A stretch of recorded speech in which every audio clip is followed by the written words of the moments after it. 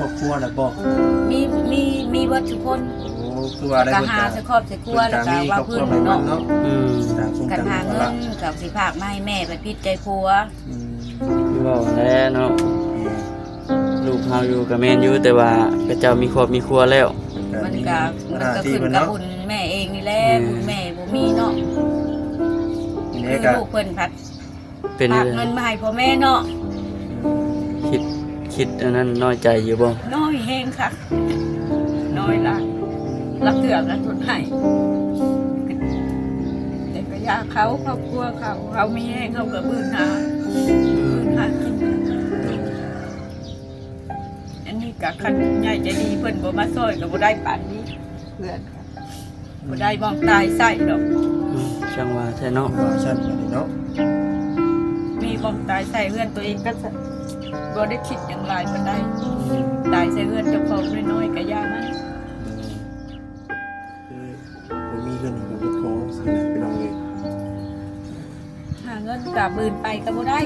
ก็บืนไปอยากได้เฮือนแต่ว่าก็บ่ได้คือได้มากก็จนว่าผู้ใหญ่ช่วยจังได้เฮือนนี่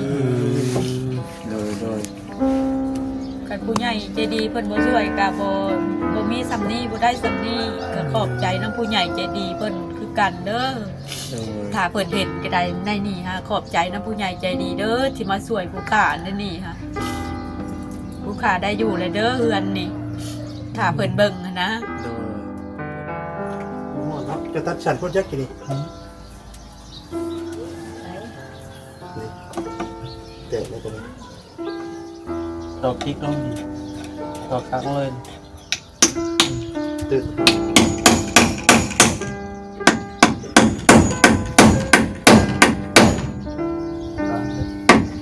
เขียน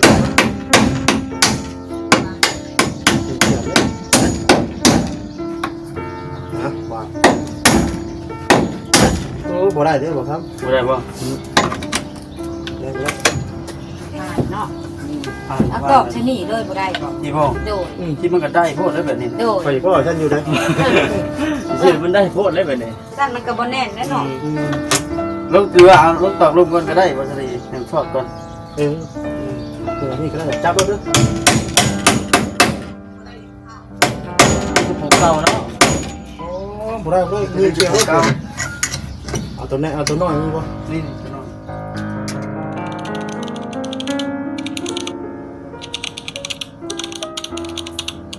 พี่น้องเลยเนาะเปิดคลิปเปิดภาพมาเห็นสองแม่ลูกพี่น้องเลยคือว่าจังใดเพราะว่าทบิดก็มีทั้งชาวบ้านเพิ่นแนะนำมาก็แม่นทั้งบ่คำแล้วก็ทั้งทีมงานนี่แหละพี่น้องเนาะก็เลยเข้ามาเยี่ยมมาเบิ่งก่อนว่าซั่นเอาก็เดินก็มีแต่ว่าทักทายสบายดีน้องเอ้ยเนาะทักทายสบายดีสิเป็นเบิดสุคนพี่น้องเอ้ยเนาะก็ต้องเป็นได้ที่ไปที่มาลักคือว่าเฮ็ดจังอยู่เด้นี่เนาะเฮ็ดไปช่างนะดอกไม้พนักเฮือนดอกไม้พนักเฮือนสบายดีเด้อสบายดีอยู่กับลูกสาวบ่โดยสบายดีนะกำลังสิใส่อันไม้พนักปัดไม้ได้เก็บมาทางได้แสนไม้นะไม้เศษเพิ่นขอไม้เศษเพิ่นโอ้ขอน้ำเพิ่น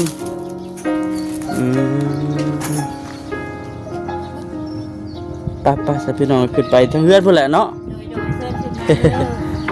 ไปเยี่ยมไปยามมันกันพี่น้องเป็นได้ใดนะให้อยู่กัน2คนนี่บ่อันนี้2คนแม่ลูกนี่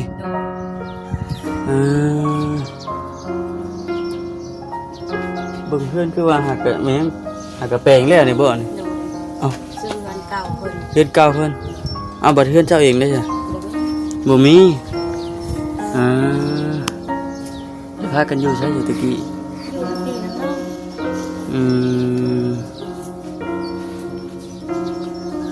หากกะพากันมาอยู่นี่หากก็ขึ้นมาวางมือทำนั่นนี่เอารวมๆเบิ่งได้จักมื้อแล้วก็หามื้อแล้ว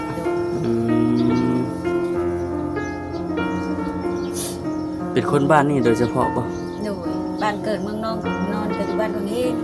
บ้านพังเฮง โด พุ่น ยพ่อแม่เพิ่นมาพามาอยู่นั่นนี่ บัตรอันนั้นได้ว่าขออนุญาตนำบัตรอันผัวได้จ้ะผู้เป็นผัว ตัวปากกันแต่ดู ผัวเลิกลากันแล้วเอ่อมีลูกนำกันนี่เท่าคนเดียวนี่บ่สองคนอีกผู้หนึงเด้จ้ะ คนหนึงก็เอาผัวก็ไปเฮือนผัว เพิ่นก็มีครอบมีครัวแล้วเนาะ โดยแต่ผู้นี้แหละ เอ อยู่ อ นำแม่ บ่ได้เรียนข่าวโรงเรียนบ่ ที่เขา ตะกี้น่ะข่าวอยู่ โดย อืม ไม่ได้ออกเจอ ข่าวฮอดห้องใดก็ ปสาม ปสามอีหล่าชื่อจังใดก็นี่ ยุ้ย ชื่อยุ้ย โดยจักปีแล้ว 15 ปี14ย่างเขา15เนาะอยู่กับลูกสาวพี่น้องเลยโอ้เนาะตะกี้น่ะอยู่น้ำพี่น้องบ่จะว่าตะกี้อยู่น้ำพี่น้องแล้วมาอยู่นี่ โดย พี่ เชิ น้อง ญขึ้น เนาะ มาเด้อ บ่ฮักบ่ดิ ย่านอยู่ดิเถอะ อุ้ยโอเคเนาะ มาที่นี่มาปัวแปลงเอาบัดนี้เนาะตัวใดมันนั่น สบายดีเด้อ จ้าสบายดี ตัวยังเฮ็ดปุกเป็กอยู่สอบเฮือนใหม่บ่ โดยนี่ตอกผนักนี่เปิดคุกไห้นะยัง คือเฮือนหลังนี่นะแม่นเฮาขออยู่น้ำเพิ่นบ่ บ่เฮือนหลังนี้ผู้ใหญ่เพิ่นอยู่ทางเวียงจันทน์เพิ่นก็มาซอยเอาเงินมาซอย มีผู้ใหญ่เข้ามาซอยอีก โดยเพิ่นเอาเงินให้8 ล้าน โอ้แบบว่าขออนุญาตแบบเพิ่นไปพ่อเฮาอยู่ไสก็แบบ ก็เพิ่นก็กับพี่น้องนี่แหละติดต่อหา อ่าพี่น้อง พี่น้อง ต่อ ทา หา งเวียงจันทน์ปู่เพิ่นสายบุญเพิ่นติดต่อหาแล้วเพิ่นมาซอย โด ทุก ย ข์ยากหลายเพิ่นมาซอยแล้วเพิ่นจะซอยเงิน8 ล้านแล้วก็หาซื้อเฮือนเก่าเพิ่น แต่ดินนี่ก็ผู้ใหญ่ใจดีนี่เฮือนเพิ่นนี่เพิ่นเอาให้ แม่นทางออกไปนี่บ่ โดย เฉพาะดินเจ้าบ่นี่ โดย อันนี้คือทั้งเพิ่นทั้งมวลนี่แม่นดินทั้งแม่เพิ่นแต่ว่าเพิ่นแบ่งให้ โดย อ๋อเพิ่นสิแบ่งให้นี่ถ้าว่าคำรักนี่ดิ นี่แหละรัก รั ต้ ก นไม้ไว้ รักยาวนี่ ยาวออกทางพุ่น โดย แม่นนี่เพิ่นก็ใจดีแบ่งให้พี่น้อง โดย ขึ้นว่าง่ายก็เป็นดินเดียวกันเบิดแต่ว่าเพิ่นแบ่งให้อยู่นี่เนาะ เจ้าเจ้า นี่นี่มันเป็นดินตอนเดียวกันเบิดพี่น้องเนาะกว้างเติบอยู่ อืม แต่เพิ่นมีแบ่งให้อยู่ โดย ตอนนี้ แต่ก่อนตะกี้ทั้งแม่อยู่ใส่ก่อนตะกี้ อยู่น้ำพี่น้ำน้องอยู่น้ำเอื้อยผู้นี้แหละ อ๋อ มาแล้วเราออกไปอยู่หน้าเพิ่น อืม เป็นนี่ได้ก็เรื่องเล่าวพวกปลายสาเหตุเรื่องราวเป็นจังไดนอกจากสาเหตุที่ว่าให้ทางทีมงานมาสัมภาษณ์ถามไทยนอกจากเขียนอย่างแน่ ขาดแคลนทางสาเหตุก็อยากให้เพิ่นช่วยเหลือผู้ขานี่บ่มีน้ำใต้ผู้ขาน้ำห้องน้ำกับบ่มีผู้ขาอยู่อัน โอ้ยง่ายก็ยังบ่ทันได้มีหยังนะเนาะ โดย หากก็มาอยู่ได้หามื้อ ความช่วยเหลือจากผู้ใหญ่ใจดีนี่แหละผู้ขาอยากได้ห้องน้ำกับน้ำใต้ อืม ไผผู้ขาบ่ได้ก็อย่าดอก อืม ใส่แผนอู้ ใส่เพชรโซลาร์เซลล์บ่ เพิ่นก็เอาให้นี่เพิ่นก็ผู้ใหญ่ใจดีเพิ่นก็ซื้อให้ จัก ทุอย่า เอ้าง เพิ่นซื้อ จัก ให้ ปีแล้วก็อันที่ว่าเพิ่นซอย บ่ทันฮอดปีนะวัง 2-3 เดือนขึ้นหลังนี่นะ อืม แล้วนี่ก็เพิ่นทางผู้ใหญ่ใจะดีเพิ่นช่วยบ่ โดยเพิ่นช่วยเงินแล้วไปซื้อเฮือนหลังนี้ อ๋อซื้อแล้วมาปลูกอยู่นี่ โดยดินนี่ก็ผู้ใหญ่ใจดีนี่เพิ่นให้ อืม โดยโอ้น่าถามชื่อเนาะชื่อหยังก็แม่ชื่อห แถ ยัง ว ก็ พัน ฮะ แถวพัน แพรวพันธุ์ โดย เทวพันธุ์ ทั้งน้องเด้ ชื่อยุ้ย ยุ้ย น้องยุ้ย น้องยุ้ยแม่อายุที่ปีก่อนเนาะเจ้า 53 54 อืม ทั้งน้องเด้ 14 15 ปี 14 15บ่ได้เข้าโรงเรียนบ่ เข้าตะกี้นะคะบอกแล้วเดี๋ยวนี้ อ๋อเรียนปอใดก็ ปสาม ปสามเป็นได้คือได้ออกโรงเรียน แม่ ก็มีปืนมีทานนี่แหละเนาะ อ่า แม่ไปใส่ก็ไปนำ อ่า หลักๆเลยก็คือเงินคำกำแก้วเนาะ แม่นยากปัญหาคือเรื่องเงินนั่นแหละพี่น้องเอ้ยการเรียนมันเลยแบบเกิดขาดกันเคินแน่โรงเรียนก็ได้ แต่ว่าปัจจุบันนี่นะหลักๆนี่พากันเฮ็ดหยังก็ใช่ เฮ็ด เฮ็ดเวียก ไป นะ เฮ็ดเวียกกับบนบ่มีแนวเฮ็ดก็มีแต่ว่าไปหาของป่าของลงมาได้เงินกะขายพอได้ซื้อข้าวกิน อืม หลักๆกะ หาของป่าของดงมาขาย โดย หน่อไม้หน่อมันพวกนั้นแหละเนาะ โดยมีแต่หน่อไม้กับไข่มดแดง ไข่มดแดงช่องย่างเลยนะช่วง โดย ช่วงยามนี่นะ ยามนี้ มดแดงก็หาเบิดมื้อได้ อืม 2-3 ขีด 4 ขีด 5 ขีด อืม ไปเบิดมื้อหลังมื้อก็6 ขีด โดย ไข่มดแดงมันอึด แม่นนั่นแหละ มันสิเบิดเลยนะบ้านเฮานี่ เริ่มอึดเลยเนาะ โดย บุกบืนไปแล้วก็เลยพี่น้องเอ้ยเนาะ ปัจจุบันนี้คือทางแม่ก็อยู่กับทางน้องคนสองคนนี่บ่ โดย อืมคือทางปู่ขออนุญาตคือทางเป็นพ่อเด้ทางพ่อน้องคนเด็ก เพิ่นก็บ่ได้มาใกล้มาวนหยัง เป็น เพิ่น จังได๋ ก็เอาเมียใหม่เด้ อ๋อ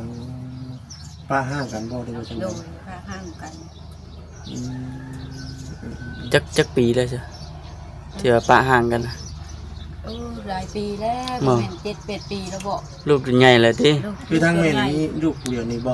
ลูกก็หลายคนแล้วลูกว่า อืม เพิ่นหักเพิ่งพาลูกบ่ได้แม่ฮะ อืม บ่มีเนาะลูกก็หลายคน มีจักคนก่อนเนาะจ้ะ ลูกน่ะทั้งเบิดทั้งมวลน่ะ6 คนได้ หกคน ทั้งเบิดทั้งมวลเลย โดย คิดว่า ไป มีแต่ หา สอง เงิน คน หาค่ำเขาก็ไปแต่ว่าก็บ่เคยได้น้ำข้าวดอก อืม เดี๋ยวว่าเพิ่นมีครอบครัวแล้วบ่ มีเบิดทุกคน โอ้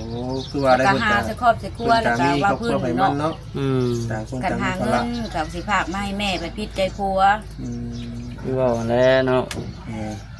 ลูกเฮาอยู่กับแม่นอยู่แต่ว่าก็เจ้ามีครอบมีครัวแล้ว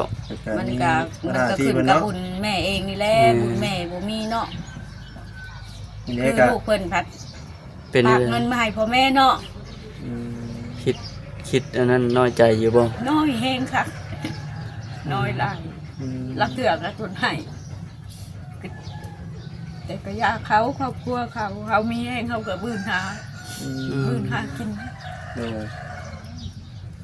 อันนี้ก็คันผู้ใหญ่ใจดีเพิ่นบ่มาซอยก็บ่ได้ปานนี้เพื่อนก็บ่ได้มองตายใส่ดอก อ้าวช่างว่าแท้เนาะ คือว่าชั้นว่านี่เนาะ มีมองตายใส่เพื่อนตัวเองก็จะบ่ได้คิดอย่างไรปานใด อืม ตายใส่เพื่อนเจ้าของน้อยๆก็ย่ามัน โดย คิดว่าจังไดเนาะพี่น้องเอ้ยอันนี้ก็คือทางเฮาก็เข้ามาเยี่ยมยามเบิ่งว่าซั่น ไทยเบิ่งเนาะ ทางไทยเบิ่งมาเบิ่งตัวจริงว่าซั่นซะ แม่นแต่ว่าเรื่องเฮือนเรื่องชาตินี่ก็ดีใจน้ำเนาะที่ว่าเพิ่นก็เฮ็ดให้เรียบร้อยวันนี้พี่น้องเอ้ย อืม โดย อืมแต่ว่ายังบ่สำเร็จปานใดเนาะ แม่น นี่กับเฮ็ดเองบัดนี้เนาะปรุงแต่งเองอืม ไม่ก็ไปขอเพิ่นมามันบ่ถึงไม่อัน ๆอืมคืออีหล่าได้จะเฮ็ดเวียกหยังช่วยแม่ แต่ละมื้อนี่ น้ำถ้วย ล้างถ้วย หนึ่งข้าว นึ่งข้าว เฮ็ดหยังกันแม่ไปทางไข่บ่แดงเราก็ถือกระตา บ่ โดยก็ มีแต่อันนี้ได้เป็นคู่หูเนาะ โดยถือกระตาถือกระโตกและเนาะ พอได้ก็พอได้บาทให้เว้านํเนาะลูกลูกชาวลาวบ่ผู้นี้ โดยไปเบิดมื้อเบิดเว้นน่ะได้6ขีด อืม มันอึด มันก็เท่านั้นแหละเนาะ โดย อีตนแม่อยู่บ่ ต้น อีตนอยู่ ใหญ่มากนี่ เดี๋ยวเนาะ สิเฮ็ดเวียกเฮ็ดงานยังเลี้ยงพ่อแม่บัดนี้ ตามห้างนั้นนะ โอ้อยากไปเฮ็ดเวียกตามร้านอาหาร ตามร้านอาหารอืม นี่เนาะอันนี้ก็เป็นทั้งบอกกันกับเป็นทั้งพ่อทั้งแม่เนาะทั้งแม่แล้วก็ได้ กันสิว่าฉันก็แม่น แม่พ่อก็มีครอบครัวเนาะไม่ ลูกหาบ่ได้เป็นมีแต่แม่หาทุกสิ่งทุกอย่างจักหาวิธีใดลูกก็บ่ฮู้แล้วเนาะหามาสู่ลูกกิน บุกบืน เออ นี่แหละพี่น้อง ถือว่าเก่งเติบพี่น้องเนาะผู้เราก็ได้ โอ้พ่อเป็นแม่เนาะ อืม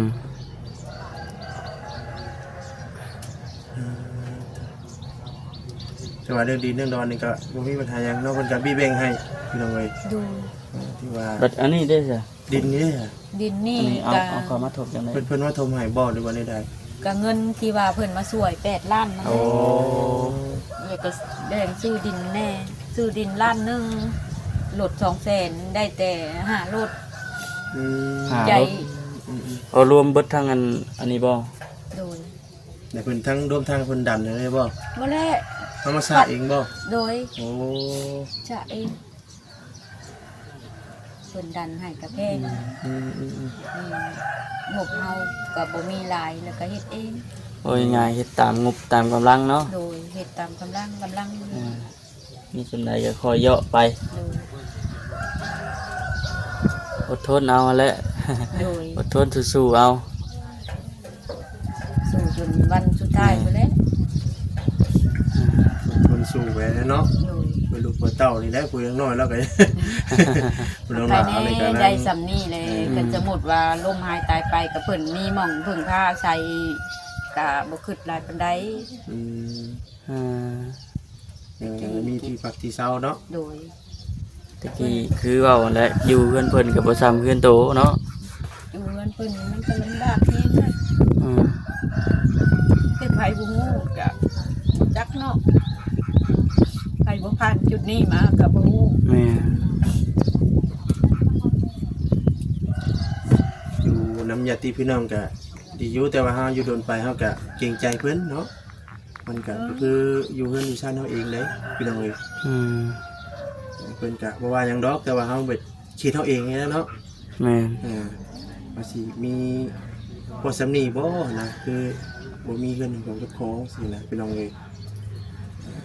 หาเงินก็บืนไปก็บ่ได้ก็บืนไปอยากได้เฮือนแต่ว่าก็บ่ได้ผลสุดท้ายมาก็จนว่าผู้ใหญ่ช่วยจังได้เฮือนนี่ อืม โดย คันผู้ใหญ่ใจดีเพิ่นบ่ช่วยก็บ่มีสำนี้บ่ได้สำนี้ก็ขอบใจนํผู้ใหญ่ใจดีเพิ่นคือกันเด้อ โดย ถ้าเพิ่นเห็นก็ได้ในนี่ฮะขอบใจนํผู้ใหญ่ใจดีเด้อที่มาช่วยผู้ขาในนี่ฮะผู้ขาได้อยู่เลยเด้อเฮือนนี่ถ้าเพิ่นเบิ่งหั้นนะ โดย เกิดเบิ่งอยู่ดอกเนาะ โดย ถ้าเพิ่นเห็นก็ขอบอกขอบใจนํเพิ่นหลายๆให้เพิ่นอยู่ดีมีแรงถ้าเพิ่นเจ็บเพิ่นป่วยก็ให้เพิ่นหายให้เพิ่นเศร้าเด้อ สาธุเนาะ ถูกเนาะ อืม ถือว่ามีบนอยู่บนชดบนเช้าแล้วบัดทีนี้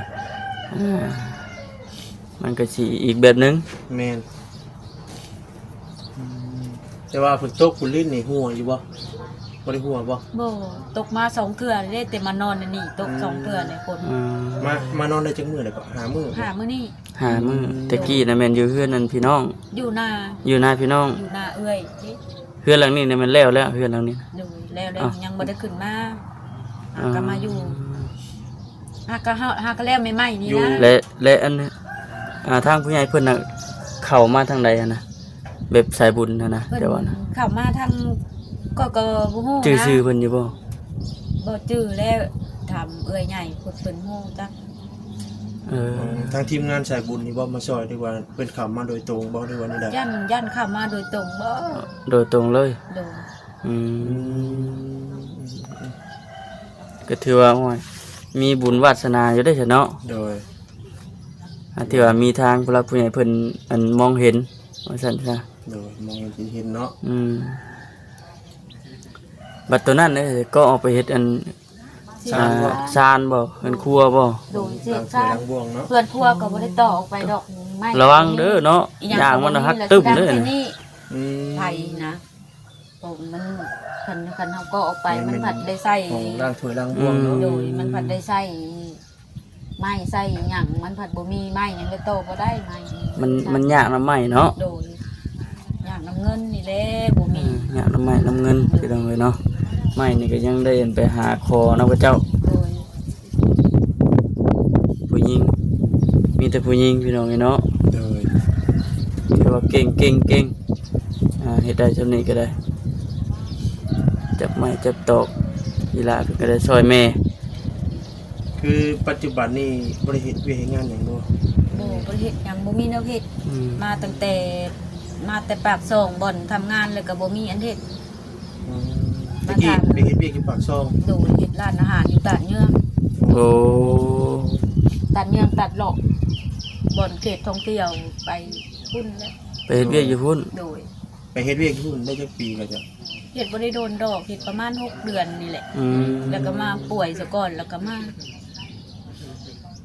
เฮ็ดเวียกบ่ได้บ่ แม่ป่วยหยังก็เป็นโรคหยังก็ เ เพิ่นเว้าเป็นพานของเพิ่นพานของคนเพิ่นว่าสิ อืม มาก็หาเงินได้กับมาปัวเจ้าของเบิด พานของคนว่าง่ายทางตาบ่เห็น โดยของตาบ่เห็น ตามบ่เห็น ไปทางอื่นทางไกลก็มีแนวนั้นเนาะ เพิ่นก็บ่ได้ตั้งใจสิเฮ็ดดอกเอาไปพานของเพิ่นเอง เอาไปพานของเพิ่น โดยเพิ่นก็เว้าหมอเพิ่นก็เว้าว่าบ่ได้ตั้งใจสิเฮ็ดใส่ อ่า แต่ดวงเฮาบ่ดีเอง มันก็เลยต่ำเนาะ เลยต่ำแบบนั้น อืม เพิ่นก็บ่ได้ตั้งใจสิเฮ็ดดอก เนาะ เงินหาได้ก็มาปัวเจ้าของเบิดเงินลูกก็มาป้อมใส่แม่เบิด พอได้แต่อันปัวตัวเอง โดย บัดผู้ลูกนึกไปเฮ็ดนํกัน ไป บ่ เฮ็ดนํกัน เดือนเท่าใดก็เพิ่นให้ เพิ่นให้แม่หันเดือนหนึงล้านเป็ดเท่าใด2ล้านเท่าใด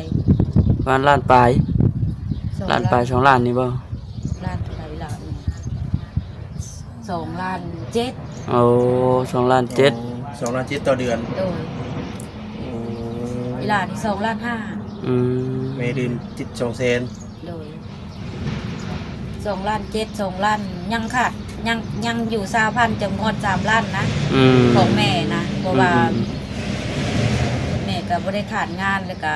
เฮ็ดงานดีแล้วเพิ่นก็เพิ่มให้ อืม ปกติ ก็ พื้นฐาน เบี้ยขยันเนาะ โดยพื้นฐานแล้วก็2ล้าน5เพิ่นให้อันนี้ก็ โดย ยังขาดอยู่20,000ก็ฮอด3ล้าน อืม แต่ว่าเฮ็ดงานก็เฮ็ดคักอยู่แต่ว่ามันอยู่บ่ได้นำการเจ็บเป็นนั่น อื แหละ มก็อยากไปเอาเนาะ เลย แต่ว่าเรื่องข้าวน้ำคือของมื้อนี้เลยเป็นจังได หาเงินได้ก็ซื้อกิน เออ เมื่อวานมาซื้อนี่ซื้อ4โล ชื่อ ไปหา เทื่อ ทางไข่บดแดงได้เงินก็ซื้อ ชื่อข้าวโล โด เขานำซ้ำปลาเนาะ โด แม่นักรักเลยก็คือเขาเนาะ โดย เขากับน้ำนี่แหละ น้ำ ของมื้อนี้ โดย น้ำใส่น้ำอาบก็คือบัดไปใส่ไปอาบอยู่ใช้ฉัน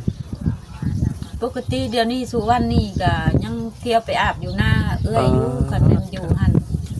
ก็เข้ามานอน ยังเที่ยวอยู่ โดย แต่ว่าในกรณีที่ว่ามันปวดทั้งนักเสียเนาะคือสิเนาะก็สิยากอีกในช่วงนี้ตอนนี้อีกแบบนี้เนาะแต่ว่าในที่ว่าบ่มีห้องน้ำเนาะ แม่น บ่มีน้ำบ่มีห้องน้ำนี่แหละมันยากมัน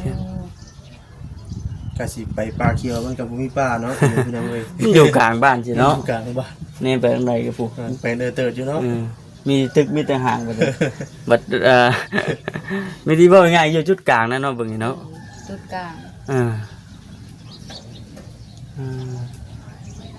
หลักๆเลยแม่นเข้าแล้วก็น้ำห้องน้ำนั่นแหละพี่น้องเนาะกันว่ามีทางผู้หลักผู้ใหญ่เพิ่นสงสารคิดเห็นจะเป็นชุดๆเนาะแม่เนาะ จำเป็นแห้งหลีโลก็คือห้องน้ำกับน้ำใส้นี่แหละจำเป็นแห้ง แต่ว่าเพื่อนนี่ก็ บนอยู่บนเช้านี่ถือว่าแม่น โดย ถือว่าโอเคแล้วบนอยู่บนเช้านี่ จะมีก็อ ตัว ยู่ ใด ได้ มัน ตลอด หักมัน ชีวิต เพกอะ ล่ะ สอบแซ่บเอาเนาะ โด แต่ ย มันโบคักคนเอกับสมแซมเอาเนาะ โดย ใครดอกน้องหลายเพิ่นเก่งอยู่ดอกเนาะ อยู่กับน้อง จักยามใด เพิ่น เพิ่นสิเลี้ยงแม่ได้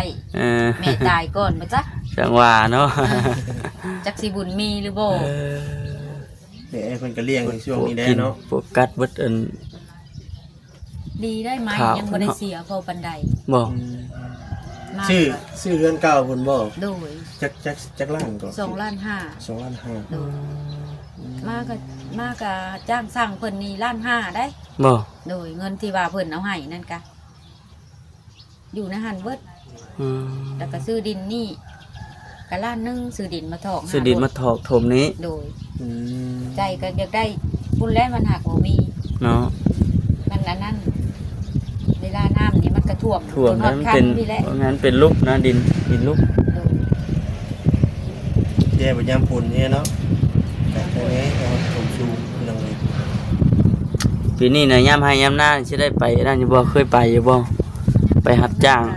เฮ็ดน้ำเอื้อย โอเฮ็ดบ่เฮ็ดน้ำเอ้ยเพิ่น เฮ็ดน้ำเอื้อยเฮ็ดน้ำเอื้อยเพิ่นทุกคน โอ้ เพิ่นปันให้ เพิ่นปันให้ เอื้อยผู้นี้บางปีกินนี่เพิ่นก็ปันให้จักซอง5ซอง คือ ไปที่กินสิ คือ กิน ทาง ก็เบิด ดินดอนต้นหญ้าหน้านี้ของทางแม่ก็มีอยู่บ่ บ่มี บ่มี บ่มีหยัง อืม อ๋อ มีแต่ไปเฮ็ดน้ำผู้เป็นเอื้อยหั่น เรื่อย ได้เท่าไรก็แบ่งปันกัน โ เพิ่นแล้วแต่เพิ่นสิให้ แล้วแต่เพิ่นสิให้ ชอบสิชอบแล้วแต่เพิ่น อืม เว้นปานกัน ซอยกันเนาะ โดยซอยไปซอยเพิ่นไปเฮ็ดน้ำเพิ่นแล้วแต่เพิ่นสิเพิ่นเฮ็ด อืม เพิ่นให้หลายก็ได้กินหลาย แม่เอามีแต่ว่าภาวนาให้มีทางผู้หลักผู้ใหญ่เพิ่นได้เห็นภาวนาให้เพิ่นเห็นแล้วอยากช่วยทางบ่าวคำแล้วก็ทางเงินทีมงานก็พร้อมสิเป็นสะพานบุญนั่นแหละพี่น้องเอ้ยเนาะ โดย อาสาน้อยมีแต่ว่า แม่น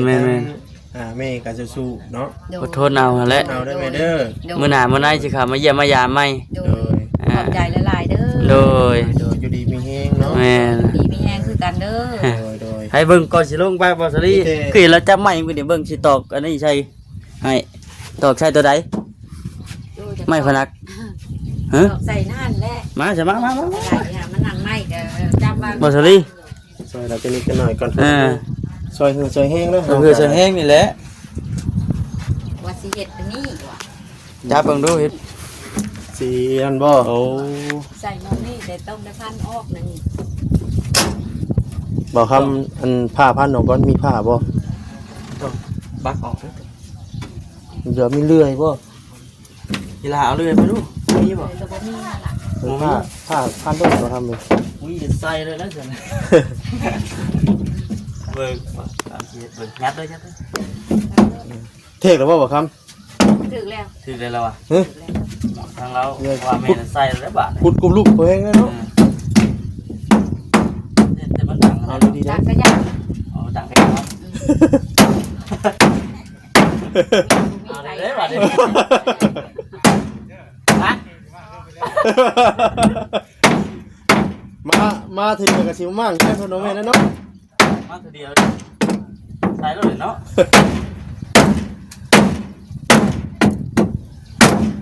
มีเลื่อยพี่น้องเลยเนาะใครมีเลื่อยคือสีนั่นอยู่ เดินกับสีโบดังบันไดทางนอกบริกับสี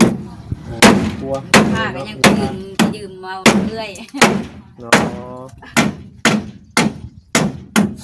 ที่ก็เลยพี่น้องอยู่กันสองคนแม่ลูกเนาะ แต่เฮ็ดให้ไปช่องของนอนบ่ โดย งงเงียบ ห้องนี้มันไข่บ่ได้ ต้องหาข้างนอกพี่ได้เป็น หลอกข้างในปีนขึ้น บอกเบิ่งก่อนคืออะไร สอบใส่อันนั่นเนาะ จะเป็นชีเฮ็ด เสียขาว บ้านเลยพี่น้อง มันตอกใส่อันไม่พนัก ห้องนอน เนาะจอดข้างนอกจะเทิงบ่ เอาลายนั่นเลยบ่ครับเอาลาย เนาะทั้งปีบ่สลี เอานั่นแหละ ที่กูเจ้าเทิงอยู่บ่ เอาลายปีเอามันจะมาปูบ่ฮอดได้ กูชิบบ่ ปูยังมันทีละ เอาทั้งที่ ตะปูแบบรุ่นงัดของเก่าเลยเป็นบ่ นี่เนาะ เอ้ย นี่แหละโอเค เออ เอายากทั้งที่บ่ได้มันเจอกันนี่เบิ่งเนาะ นำไปอีกชื่อแล้วบ่บาด เขาว่าบ่ซื้อเลยเหรอ บ่ชื่อบ่ ชื่อเกิน โต๊ะตีนมาอีกโต๊ะตีนนี่มาครับ นี่ มา เป็นคู่นี่เลยนะ เฮ้ยยับมาเบิ่งพี่ พี่ จังสิซื้อนั่นแหละ กัน เบิ่ง มันจังซื้อหั่นนะ เบิ่งเล็กตะ ก็สิว่าโอ้ยบ่คำตาขี้บ่ว่าได้เนาะคือเอียงเด้อบ่ได้ ปูเก่า วัดดีๆเด้อ ก็ทำไปเนาะ วัดดีๆเด้อลงไปตอกประเทศบ่ถึกแป้งเลยเนาะ ฮะไปหนึ่งไปหนึ่งเดินอยู่นอกบนทะเลเนาะ เพื่อพี่บ่ จักว่าสิใหญ่โพดเนาะเล็ก คันใดนะบ่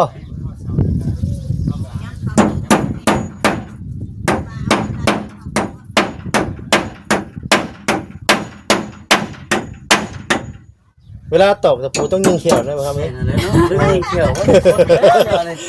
เว้าเนาะ ต้องยิงเขียวว่ามัน ดึงยิงเขียว จัง อ่า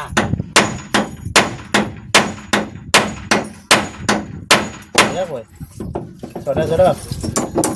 สอบตอกทางพี่ก่อนตอกทางพี่อีกก่อน สองนี่กันบ้าง โดย จุดคนไหลชุดเจก็พูดว่า เล็กตะปู เพื่อนนี่แหละ เล็กตะปูเก่าเนาะ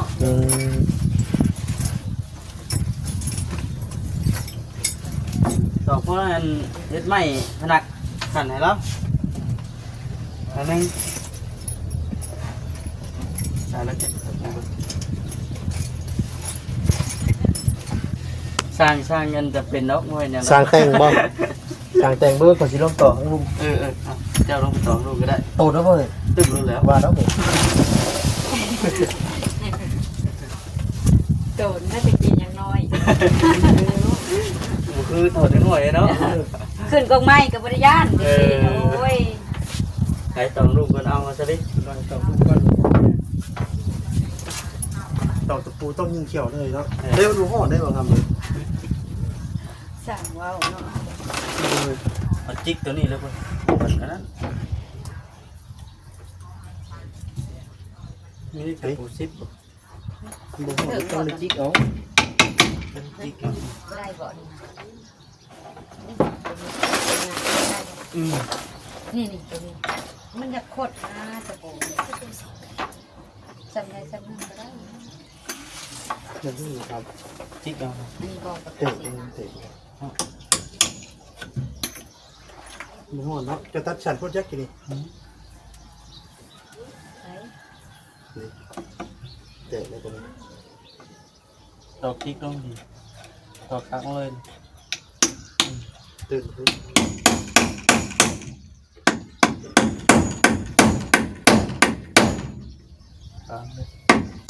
เขียนเลยเขียนเลยฮะบาทโอ้บ่ได้เด้อบ่ครับ บ่ได้บ่ ได้บ่ได้ ผ่านเนาะ ผ่าน เอากรอบชะนีเลยบ่ได้บ่ ที่บ่ โดย ที่มันก็ได้โพดแล้วแบบนี้ โดย ไปพ่อฉันอยู่ได้ สิมันได้โพดแล้วแบบนี้ สั้นมันก็บ่แน่นแน่เนาะ ลงถือว่าเอาลงตอกลงก่อนก็ได้บ่ซะดิให้มันทอดก่อน เออเปิดนี่ก็ได้จับรถด้วย จะปลูกเก่าเนาะ โอ้บ่ได้บ่ได้มีเกี่ยวเก่าเอาตัวนี้เอาตัวน้อยมีบ่ นี่จะนอน ไม่เตะได้ไม่เตะได้ คันถิ่งรถเป็นยังคุณเตะ หืม เตะกะโดย มีเจอตัวน้อยกว่านี้ดูได้ พันออกรถ ไม่มันแข็งเลยมันแตก พันออกรถมันก็บ่ได้นั่นดอ มี ก ตัวน้อยกว่านี้บ่ตัวเออมีบ่ จำนี่บ่ เบอร์ ปูยังพอกระปุกหูตะปู ปูฮกบ่ ตัวนี้มีตัวมีบ่ นี่บ่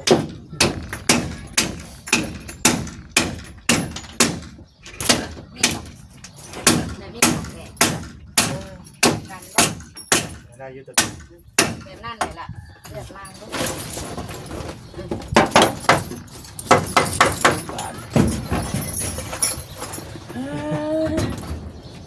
เอาดีๆเด้มาทำมั้ย เนาะ เอานี่เท่านี้บ่นี่อันโน้น10ปีตัวน่ะ เอามาพี่นี่เด้ได้เรื่องรถบาทนี่นะ อย่าลืมยิงแก้ว นี่ นะ เขียว ยิงไปยิงมานั่นเล็กจะปูรอตามแถวโอ้ เขียวฮักเลยเนาะตัวกินว่านี่เหรอนี่นะโอ้ยทางปัญญาบาทนี่ มา ยิงเขียวเด้อ